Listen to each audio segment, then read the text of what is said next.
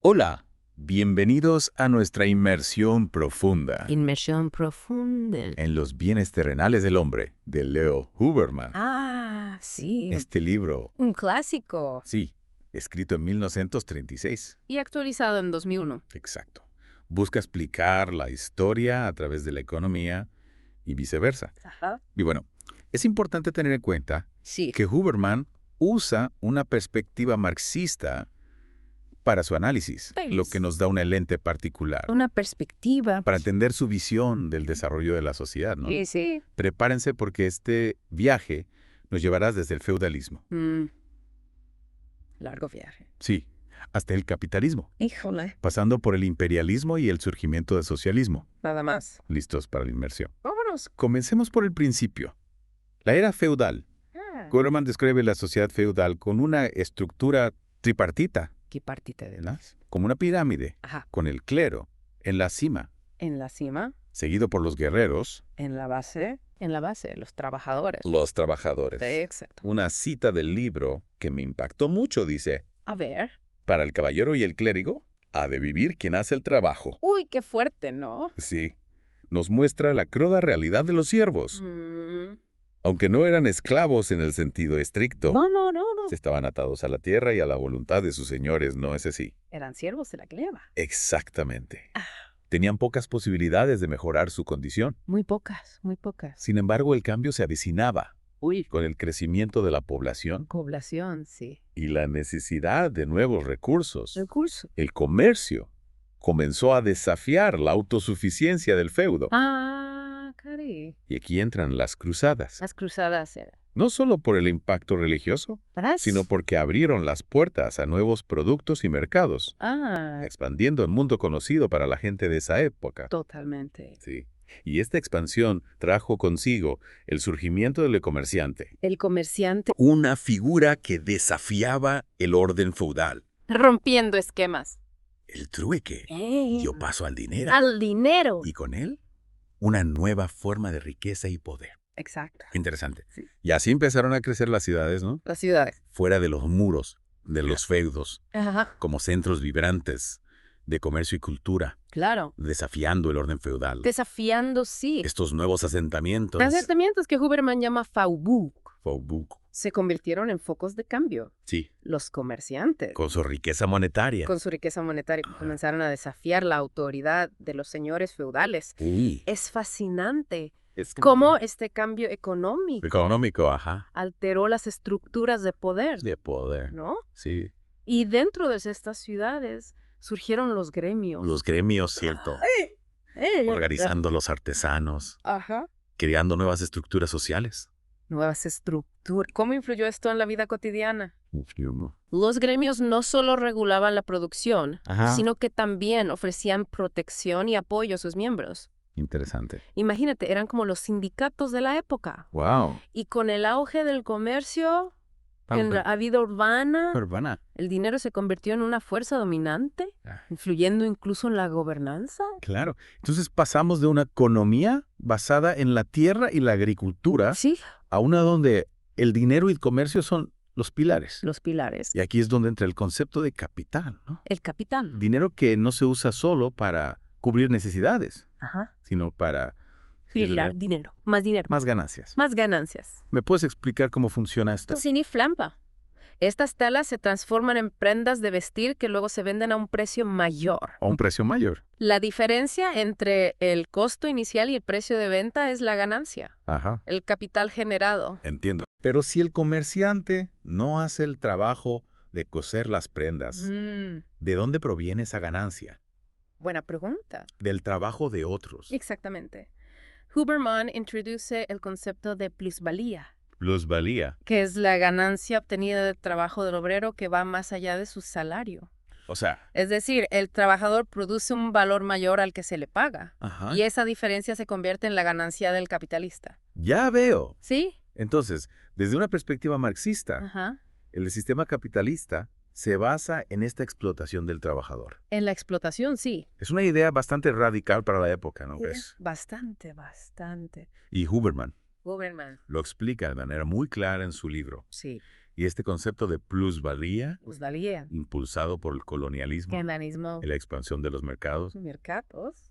se afianzó en los siglos XVII y XVI. Sentando las bases para la revolución industrial. A la revolución industrial. La revolución industrial. Un periodo de grandes cambios tecnológicos, Claro. como la invención de la máquina de La vapor, máquina de vapor. que transformaron la agricultura, Agricultura, transporte. en todo, ¿no? Sí. ¿Cómo describe Huberman este periodo? Huberman lo describe como un torbellino Es un de torbellino innovaciones interconectadas, interconectadas. que si bien trajeron progreso, Congresos. también generaron nuevas formas de desigualdad. Desigualdad. Y con la revolución industrial Revolución industrial. surge la imagen clásica del trabajador de fábrica, Sí. ¿verdad? El obrero. Con jornadas extenuantes, Extenuantes. condiciones de trabajo precarias. Huberman habla de esto en su libro. Sí, habla.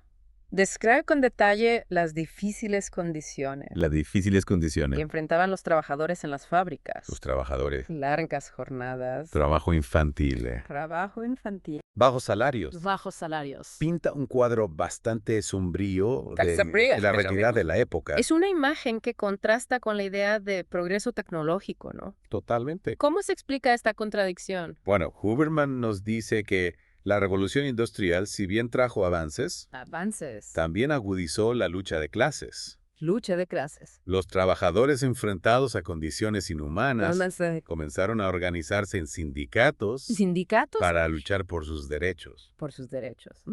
Es interesante ver cómo la economía y la política se entrelazan en este punto. Se entrelazan. Y con la lucha de clases ¿Por surge qué? también la pregunta Claro, de si el voto y la democracia de voto. pueden realmente servir a los intereses de la clase trabajadora. Interesante pregunta. ¿Qué dice Huberman al respecto? Huberman nos introduce a Karl Marx, Karl Marx. un pensador que analizó el capitalismo en profundidad en su obra Das Kapital. Marx, con su teoría del materialismo histórico, Materialismo histórico. argumentaba que las fuerzas económicas son las que dan forma a las estructuras sociales y políticas. Vale. Interesante. Y en Das Kapital, Marx plantea que el capitalismo en su búsqueda incesante de ganancias lleva en sí mismo la semilla de su propia destrucción. Wow, eso suena intenso. ¿Podría explicarnos un poco más sobre esa idea? ¿Cómo es que el capitalismo podría autodestruirse? Claro, Marx argumenta que la competencia feroz entre capitalistas los lleva a buscar constantemente formas de aumentar su plusvalía, es decir, de extraer más ganancia del trabajo de sus empleados. Ya veo. ¿Y eso a dónde lleva? Bueno, esto puede lograrse de diversas maneras reduciendo salarios, intensificando la jornada laboral o invirtiendo en tecnología que reemplace la mano de obra. Es decir, que la búsqueda de ganancias termina perjudicando a los trabajadores, ¿no? Exactamente. Y a largo plazo, esto genera una serie de contradicciones dentro del propio sistema capitalista. Contradicciones. ¿A qué te refieres? Por ejemplo, si los salarios se reducen demasiado, la gente ya no tendrá suficiente poder adquisitivo para comprar los productos que el sistema produce. Tiene sentido. Se crea una especie de círculo vicioso, ¿no? Exactamente. Y esto, según Marx, lleva a las crisis económicas a los ciclos de auge y caída que son inherentes al capitalismo. Fascinante. Y mientras tanto, ¿qué sucede con los capitalistas? Simplemente se quedan sentados esperando a que el sistema colapse. No exactamente. Huberman describe cómo el capitalismo, para sobrevivir, busca constantemente nuevas formas de expansión. Expansión.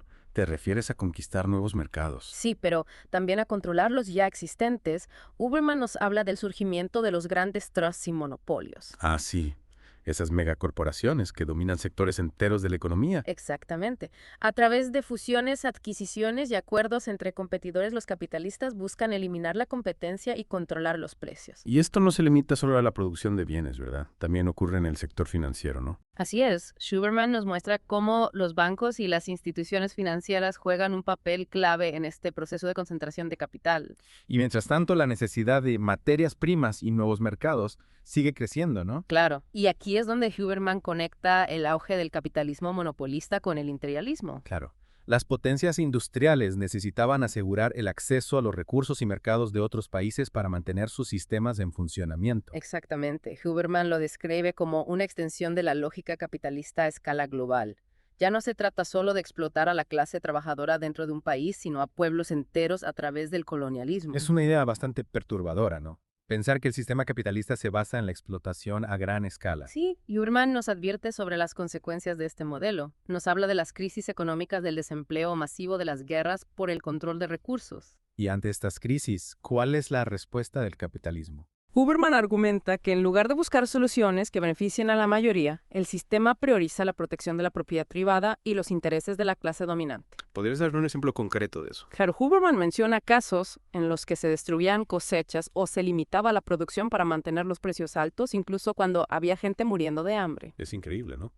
Que la abundancia coexista con la pobreza extrema. Sí, y Huberman lo critica duramente. Argumenta que esta irracionalidad del sistema, esta incapacidad de resolver las desigualdades y las crisis, allana el camino para el surgimiento de ideologías extremistas como el fascismo. Es una conexión aterradora. Huberman veía al fascismo como una consecuencia directa del capitalismo en crisis. Exacto. Lo veía como una respuesta desesperada de un sistema que se aferraba al poder a cualquier precio, incluso a través de la violencia y la represión. Y para ilustrar esta trampa del capitalismo, Huberman utiliza una analogía muy interesante, la del mono y el coco. Así, es una historia que nos invita a reflexionar sobre nuestras propias decisiones y cómo podemos quedar atrapados en sistemas que no nos benefician. ¿Nos podrías contar esa historia? Me intriga saber cómo se relaciona con todo esto. Con gusto. Imagina un mono que introduce su mano en un coco con un agujero, atrapando un puñado de deliciosos terrones de azúcar. El mono, feliz con su tesoro, intenta sacar la mano del coco, pero el agujero es demasiado pequeño para que pueda pasar el puño cerrado. Oh, no. El pobre mono queda atrapado. Exactamente. Y aquí está la moraleja. El mono, cegado por su deseo de azúcar, se niega a soltar los terrones quedando preso del coco. Ya veo. Es una metáfora poderosa. ¿Y cómo la conecta Huberman con el capitalismo? Huberman argumenta que, al igual que el mono, la sociedad capitalista está atrapada en un sistema que, aunque promete satisfacción y abundancia, en última instancia conduce a la explotación, la crisis y la destrucción. Es decir, que estamos tan enfocados en la búsqueda de riqueza y éxito material que no nos damos cuenta de que estamos atrapados en un sistema que nos perjudica. Exactamente. Y Huberman nos invita a reflexionar sobre si realmente queremos seguir aferrados al coco o si estamos dispuestos a liberarnos y buscar alternativas. Esa analogía del mono y el coco realmente nos hace pensar, ¿no? Totalmente. Estamos tan cegados por el deseo de tener más Más y más. que no nos damos cuenta de las consecuencias, ¿no? Y lo interesante es que Huberman escribió esto en 1936. En el 36. Pero sus palabras resuenan con mucha fuerza en la actualidad. ¿Mucho? ¿Crees que su análisis sigue siendo relevante en el siglo XXI? Sin duda alguna. Porque, Aunque el contexto histórico ha cambiado, muchos de los problemas que Huberman describe, ¿Cómo cuáles? como la explotación laboral, la concentración de la riqueza, las crisis económicas y el imperialismo. Persisten en nuestro mundo globalizado. De hecho, podríamos decir que algunos de estos problemas se han intensificado con la globalización, ¿no? Podríamos decirlo, por ejemplo, la competencia por mano de obra barata ha llevado a la explotación en países en desarrollo. Totalmente de acuerdo, ¿no? Sí. Y la interconexión de los mercados financieros ha hecho que las crisis económicas se propaguen más rápidamente por todo el mundo. Claro. Es como si el capitalismo hubiera adquirido una dimensión global, Global. tal como lo describía Huberman con el imperialismo. Ya. Y esto ha generado nuevos desafíos y nuevas formas de resistencia. Resistencia. Hoy en día vemos movimientos sociales y protestas que cuestionan el modelo económico globalizado y exigen mayor justicia social. Interesante cómo la lucha de clases que Marx describía sigue vigente manifestándose en diferentes formas a lo largo de la historia. Exacto. Y aunque el socialismo soviético... El socialismo soviético, que Huberman veía con cierto optimismo, no logró consolidarse como una alternativa viable al capitalismo. No. La búsqueda de un sistema más justo e igualitario continúa. Huberman nos invita a no rendirnos. A no rendir, a seguir explorando alternativas Alternativas. y a luchar por un futuro donde la riqueza y el poder estén distribuidos de manera más equitativa. Más equitativa. ¿Sí? Su libro, Los bienes terrenales del hombre, Los bienes terrenales del hombre. nos da herramientas para comprender el complejo mundo de la economía y la historia. La economía. ¿Crees? Sí. Nos ayuda a entender cómo llegamos hasta aquí Hasta aquí. y nos impulsa a imaginar un futuro diferente. ¿Un futuro diferente? Un futuro donde no seamos como el mono aferrado al coco, Al coco. sino que podamos liberarnos de las trampas del sistema y construir una sociedad que beneficie a todos. A todos. Muchas gracias por acompañarnos en esta inmersión. A ti por la invitación. Esperamos que te haya dado nuevas perspectivas y herramientas para comprender mejor este complejo mundo. Sí, un mundo complejo. Hasta la próxima. Hasta pronto.